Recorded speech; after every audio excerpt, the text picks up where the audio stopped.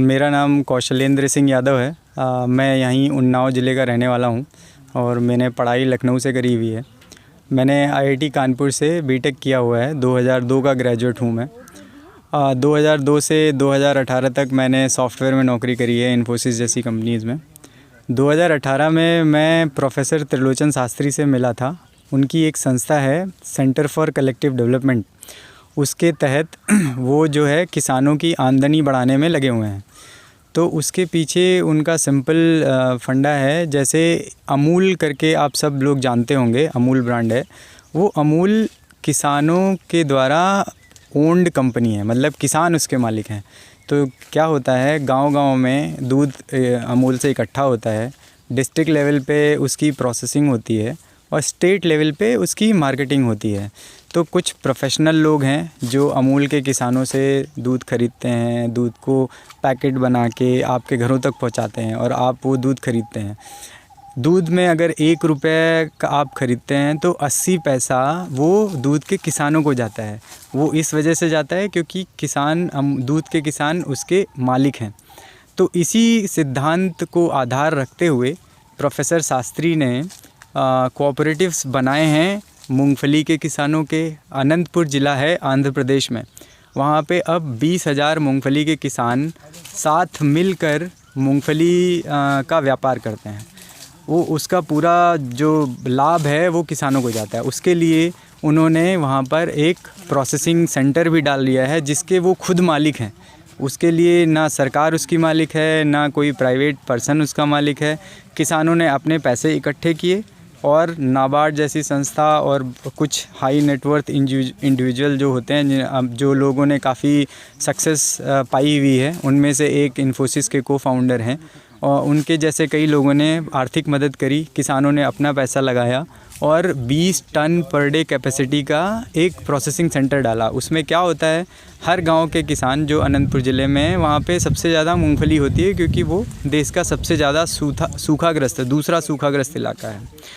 तो मूंगफली को गाँव से लाके प्रोसेसिंग सेंटर में लाते हैं, वहाँ पे मूंगफली का दाना निकालते हैं। मूंगफली की प्रोसेसिंग करके बाद उसका जो सॉर्टिंग ग्रेडिंग करके उसको पैक करते हैं और बड़ी कंपनियों को सीधा बेचते हैं, रिलायंस को, मोर को। तो इससे क्या होता है कोऑपरेटिव में कि जैसे आप किसी व्यापारी को सामान बेचते हैं, आप उसको 100 किलो बेचते हैं लेकिन व्यापारी 110-115 किलो लेके जाता है। आप वो जो भी रेट है उससे 1-2 रुपया कम लगता है, उसमें हमाल का पैसा लगता है, बोरा लोडिंग अनलोडिंग का पैसा लगता है। तो जब आप संस्था के साथ काम कर रहे हैं तो आपका वो 110 नहीं 100 किलो ही लगता है ना। आपको पैसा भी समय पर मिलता है और ये आप सब लोग मिलकर कर रहे हैं तो इस वजह से ही आपकी आमदनी थोड़ा बढ़ जाती है। इसी कॉन्सेप्ट को लाके हम लोग अभी आदिलाबाद में अरहर के किसान, कॉटन के किसान, सोया के किसानों के साथ काम कर रहे हैं।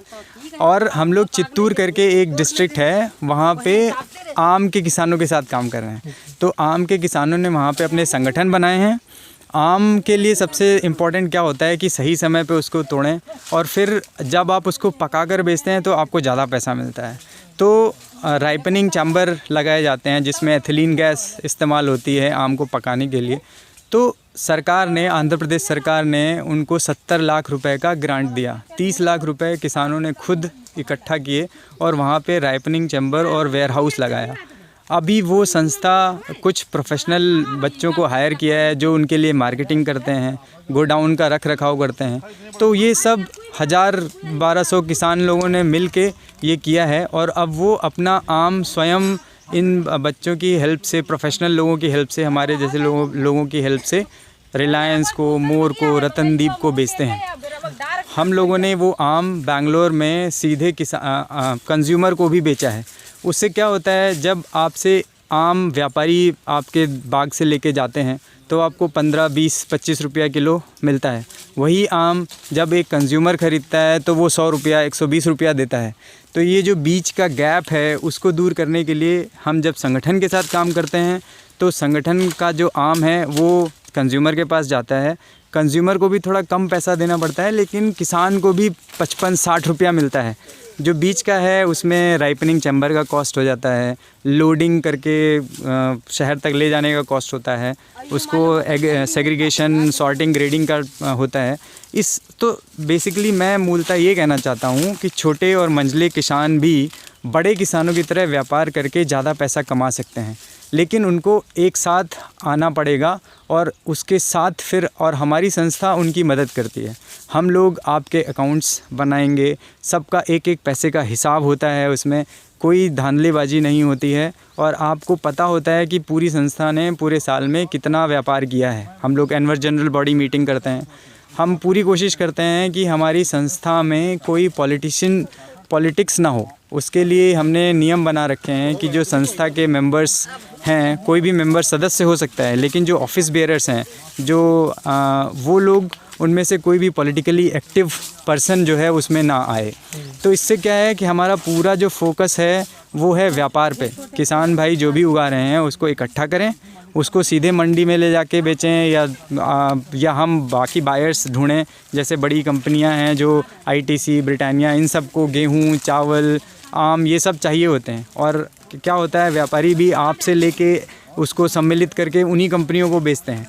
तो हम ये जो काम है प्रोसेसिंग का, ये आपके थ्रू, आपके द्वारा कराना चाहते हैं और फिर इन कंपनियों को बेचेंगे और सीधे कंज्यूमर को बेचेंगे। उसके बाद हम उसमें वैल्यू एडिशन कर सकते हैं। गेहूं का आटा बना के उसका ब्रांड बना के उसको बेच सकते हैं। हम लोग आम का जूस बना के या आम को डिहाइड्रेट करके या आम पापड़ बना के, जो आम सीधे टेबल वैरायटी में नहीं बिक रहा है उसको हम इस तरह से इस्तेमाल कर सकते हैं, उसका आमचूर पाउडर बना सकते हैं। तो संभावनाएं बहुत हैं छोटे किसानों के लिए, लेकिन उनको साथ में आना पड़ेगा। उसके लिए हम हैं, हम आपकी मदद करेंगे। हमको भी लोग मदद कर रहे हैं आपकी मदद करने के लिए। तो उद्देश्य ये है कि जितने ज़्यादा छोटे किसान एक साथ आके काम करें उससे उनको काफ़ी बेनिफिट मिलेगा। मैं इसीलिए यहाँ पे मैं दक्षिण में 3 साल से काम कर रहा हूँ। आंध्र प्रदेश, तेलंगाना, महाराष्ट्र में हमारा काम बहुत अच्छे से चल रहा है। 40,000 किसान जुड़ गए हैं और वो बहुत अच्छा काम कर रहे हैं, उनको बहुत लाभ भी हो रहा है। मैं चाहता हूँ कि मैं चूँकि उत्तर प्रदेश का हूँ तो हम लोग यहाँ पे भी इस तरह का कुछ शुरू करें, आम में शुरू करें, गेहूं चावल में शुरू करें। लेकिन आप सब आगे आइए, मुझसे बात करिए। इनके थ्रू आप मेरा फ़ोन नंबर, ईमेल आईडी ले सकते हैं, मुझसे बात करिए। और आपके गांव में अगर आप इच्छुक हैं तो आपके थ्रू हम संस्था बना के आपके गांव की, और हम उसके मार्केटिंग में आपकी मदद करेंगे। तो बस मैं इतना ही कहना चाहूँगा। बहुत बहुत धन्यवाद।